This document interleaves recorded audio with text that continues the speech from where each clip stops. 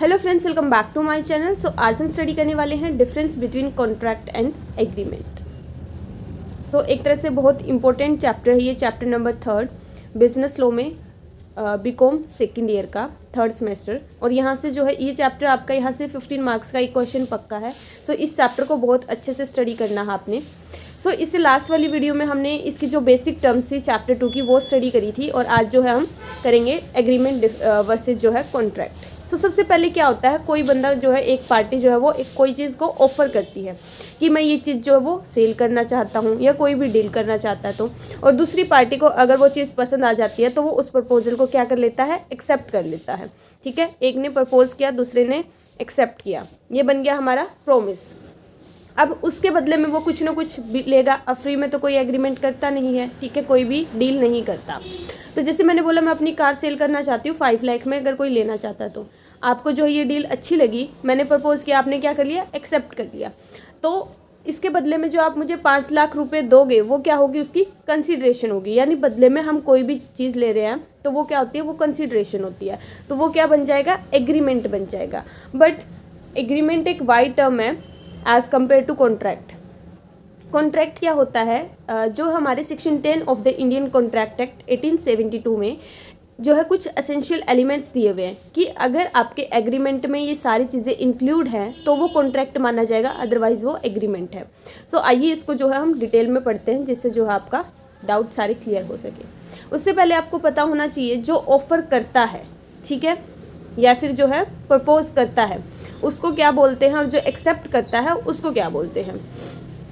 Like यहाँ पे इस पर्सन ने क्या बोला, I want to buy your car, do you want to sell. तो इसने क्या करा है, ऑफर करा है, प्रपोज करा है, तो इसको हम क्या बोलेंगे, प्रपोजर या फिर ऑफरर। और जो बंदा इसको एक्सेप्ट करेगा, दूसरी पार्टी को हम बोलते हैं प्रपोजी या फिर ऑफरी, राइट। तो ये होता है हमारा प्रपोजल। उसके बाद लाइक यहाँ पे इसने जो है क्या करा, प्रपोज किया, ये क्या था, प्रपोजल। इस पार्टी ने क्या करा, इस चीज़ को एक्सेप्ट करा, तो ये क्या बन गया, एक प्रॉमिस बन गया, प्लस कंसीडरेशन कि आप बदले में उससे क्या ले रहे हो। यहाँ पे 2 लाख रुपए में डील हुई है कार की, ठीक है, तो जो ये बदले में 2 लाख रुपए देगा, ये क्या होगी, कंसीडरेशन। तो promise plus consideration is equal to agreement. तो ये क्या बन जाएगा, दोनों पार्टी के बीच में एक एग्रीमेंट बन जाएगा, राइट। सो ये कुछ कोर एलिमेंट्स हैं जो कि आपके एग्रीमेंट में अगर इंक्लूड हैं तो उसको हम क्या बोलेंगे, कॉन्ट्रैक्ट बोलेंगे, अदरवाइज वो एग्रीमेंट रहेगा। बिल्कुल इजी लैंग्वेज में अगर मैं बात करूं, मान लो कोई भी चीज़ आप इलीगल के लिए कोई जो है डील कर रहे हो एक दूसरे के साथ, लाइक किसी को मारना है, ठीक है, या फिर चोरी करने की डील हुई, तो वो चीज़ किस में आएगी, वो एग्रीमेंट में आएगी, क्योंकि वो काम क्या है, इलीगल है। इलीगल चीज़ों का, ठीक है, इलीगल ऑब्जेक्ट का कोई भी जो है कॉन्ट्रैक्ट नहीं होता, वो सिर्फ एग्रीमेंट माना जाता है। बट कोई भी चीज़ कॉन्ट्रैक्ट सिर्फ तभी होगी जिसमें जो है लीगल पर्पस होगा, लॉफुल कंसिडरेशन होगी, एंड जो है आपका लॉफुल ऑब्जेक्ट होगा। तो 1 बाय 1 हम इसके एसेंशियल एलिमेंट्स पढ़ते हैं कि जो है कॉन्ट्रैक्ट कब मानी जाएगा कोई भी एग्रीमेंट। तो सबसे पहले तो हमारे पास क्या होता है, 2 पार्टी होती है, एक ऑफर करती है और दूसरा उस ऑफर को एक्सेप्ट करता है। सो फर्स्ट पॉइंट हमारा हो गया कि एक ने प्रपोज किया, दूसरे ने एक्सेप्ट किया। सेकेंड पॉइंट हमारा आता है कैपेसिटी टू कॉन्ट्रैक्ट, कि जो पार्टी आपस में कॉन्ट्रैक्ट कर रही हैं, एग्रीमेंट कर रही हैं, वो साउंड माइंड की होनी चाहिए, मतलब दिमाग से पागल ना हो। अगर बंदा सोच समझ कर डिसीजन ही नहीं ले सकता तो वो कुछ भी बोल सकता है, ठीक है। तो ऐसे बंदे के साथ हमने जो है एग्रीमेंट नहीं करना है, ये हमारे कॉन्ट्रैक्ट में लिखा हुआ है। दूसरी बात, वो जो है माइनर नहीं होना चाहिए। 18 साल से अबव होगा तो वो जो है राइट डिसीजन ले सकता है, उसको सोच समझ के जो है वो डिसीजन लेगा। तो जो भी आप जो है माइनर के साथ कॉन्ट्रैक्ट नहीं कर सकते, राइट। इसके बाद जो है उसने अपनी मर्जी से करा हो, ठीक है, कंसेंट जो है, हमने उसको एक ऊपर कोई भी दबाव नहीं डाला, उसको कोई भी प्रेशर नहीं किया कि अगर आप हमारे साथ एग्रीमेंट नहीं करोगे तो हम आपको जो है मार देंगे, या फिर हमें जो है बदले में ये चीज़ चाहिए। हम जो है ये बिल्कुल ही, जो अगले बंदा जो है वो अपनी मर्जी से करता है, ना कि किसी डर और दबाव से करता है, तो हम उसको कॉन्ट्रैक्ट मानेंगे, अदरवाइज वो क्या होगा, एग्रीमेंट होगा, राइट। अब इसमें एग्रीमेंट में भी कुछ चीज़ें होती है, void agreement, valid agreement, voidable agreement, जो कि हम इससे आने वाली वीडियो में आगे जो है वो स्टडी करेंगे, जहां से आपके सारे डाउट क्लियर होंगे। अगली बात आती है कि जिस भी ऑब्जेक्ट के लिए आप एग्रीमेंट कर रहे हो वो लॉफुल होना चाहिए, राइट। जैसे कि मैंने आपको बताया था कि किसी को मारने के लिए आप जो है एग्रीमेंट कर रहे हो, तो वो लॉफुल ऑब्जेक्ट नहीं है, राइट। जो पॉसिबल हो, जो हो सकता है, उसी के ऊपर जो है आप एग्रीमेंट करोगे। उसके बाद सर्टेनिटी होगी। सर्टेनिटी मतलब कि जो भी, कि भाई हम इस प्राइस पे काम करेंगे, ठीक है, काम इतने टाइम पीरियड में होना चाहिए। ये नहीं है कि हमने बस कॉन्ट्रैक्ट कर लिया, एक दूसरे के साथ एग्रीमेंट कर लिया, उसका जो है ना कोई टाइम पीरियड है, ना उसके लिए कोई प्राइस सेट करा है, तो उसके अंदर कुछ सर्टेनिटी होगी कि हाँ इस टाइम लिमिट में हमारा काम होगा, राइट।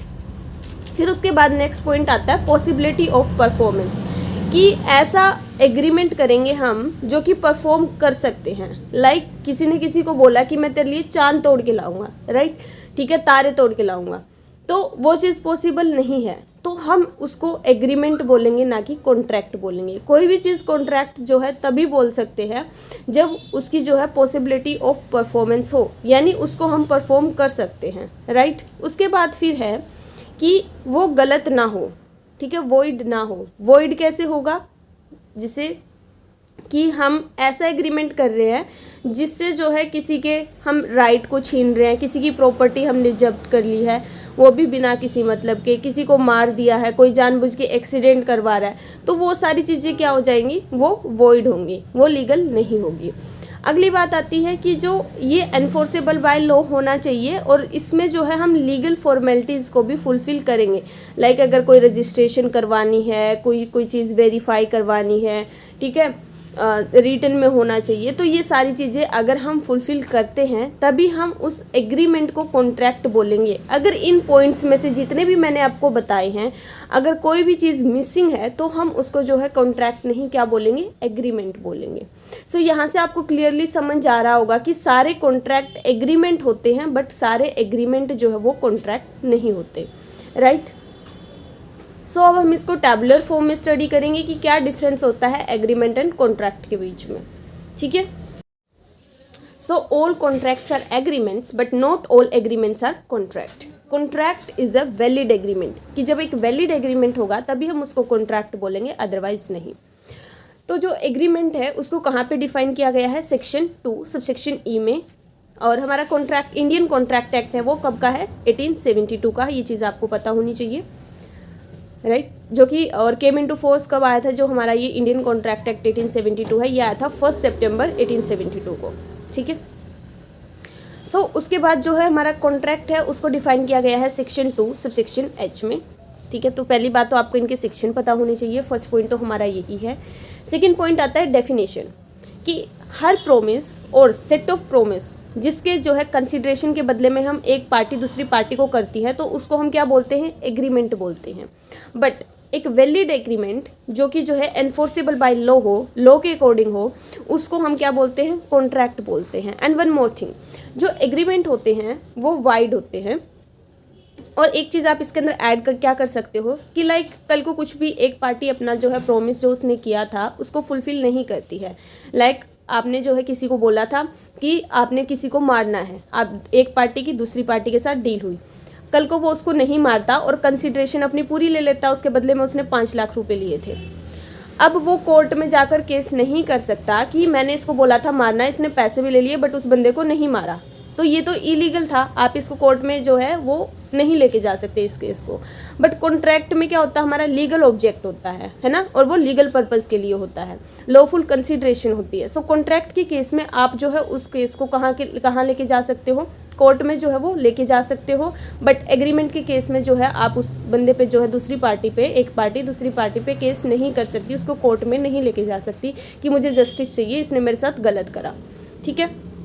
नेक्स्ट स्कोप है हमारा, तो आपको समझ आ गया होगा कि एग्रीमेंट में सारी चीज़ें आती है, बल्कि कॉन्ट्रैक्ट में सिर्फ लीगल आइटम्स आते हैं, राइट। तो जो एग्रीमेंट है उसका वाइड स्कोप है, यानी वो बड़ा है, और कॉन्ट्रैक्ट जो है वो छोटा है, क्योंकि उसमें जो है लिमिटेड आइटम्स आते हैं। जिस एग्रीमेंट वाइड टर्म है क्योंकि इसमें कॉन्ट्रैक्ट भी आते हैं और जो कॉन्ट्रैक्ट नहीं है वो वाली चीज़ें भी आती है। उसके बाद नेचर क्या है? इसके अंदर लीगल और एक्स्ट्रा लीगल अफेयर्स दोनों इंक्लूड है, और कॉन्ट्रैक्ट में सिर्फ लीगल अफेयर्स, यानी सिर्फ जो चीज़ें लीगल होंगी वही आती है कॉन्ट्रैक्ट में। उसके बाद बेस क्या है? जो एग्रीमेंट है वो किस चीज़ के बेस पे है कि एक पार्टी प्रपोज कर रही है, दूसरी उसको एक्सेप्ट कर रही है और कंसिडरेशन भी आएगी इसके अंदर। और कॉन्ट्रैक्ट किस चीज़ के ऊपर बेस्ड है, एग्रीमेंट के बेस पे, कि अगर वो वैलिड होगा तो वो कॉन्ट्रैक्ट बन जाएगा, अदरवाइज वो एग्रीमेंट ही रहेगा। फिर लीगलिटी में क्या आएगा हमारा, जो पार्टीज़ है उसके ऊपर जो है नो लीगल ऑब्लिगेशन, जबकि अगर हम बात करें कॉन्ट्रैक्ट में वहाँ पे हम लीगल ऑब्लिगेशन, कल को बंदा हमारे साथ कुछ गलत करता है तो उसके ऊपर जो है हम केस कर सकते हैं, उसको कोर्ट में लेकर जा सकते हैं। सो एग्रीमेंट जो है वो नॉट एनफोर्सेबल बाय लॉ, कानून नहीं कहता कि तुम इस तरह के जो है वॉइड एग्रीमेंट करो जो कि कानून के खिलाफ है, ऐसे एग्रीमेंट तुम्हें करने की जो है इजाज़त नहीं देता। बट कॉन्ट्रैक्ट क्या कहता है कि वही काम करो जो कानून बोलता है, जो लॉ बोलता है, लॉ के अकॉर्डिंग तुम काम करो। ठीक है, तो ये था हमारा difference between agreement and contract. I hope यहाँ से आपके सारे डाउट क्लियर हो गए हों। अगर फिर भी कोई डाउट है तो आप कमेंट बॉक्स में पूछ सकते हो। Thank you so much for watching this video. Please like, share and subscribe. Bye bye, take care, have a good day.